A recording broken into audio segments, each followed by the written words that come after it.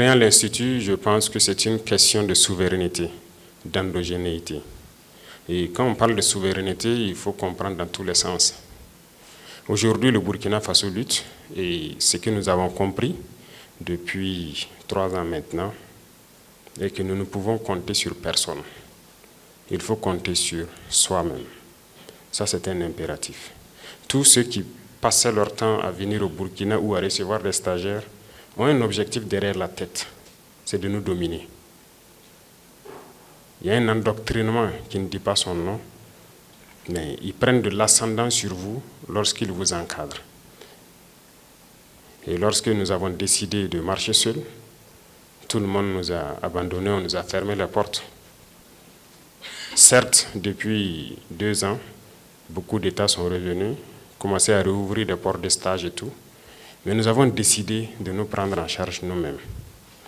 Et moi, je sais que je peux compter sur tout un chacun de vous. Nous avons aussi de l'intelligence, nous avons cette capacité de développer nous-mêmes nos différentes institutions, de donner la formation qu'il faut, d'autant plus que si c'est en termes d'expérience, nous en avons. Que la mise en commun de toutes ces expériences permettra de booster la qualité de l'instruction donc au niveau de l'institution ici.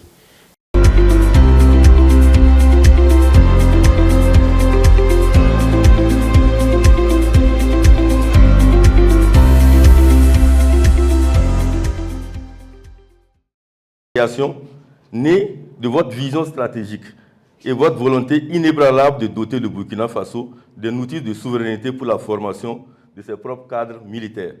Cela marque un jalon historique et témoigne de l'importance capitale que vous accordez personnellement à la formation d'une élite militaire de notre nation, capable de concevoir et de mettre en œuvre notre propre approche de la défense et de la sécurité face aux défis sécuritaires.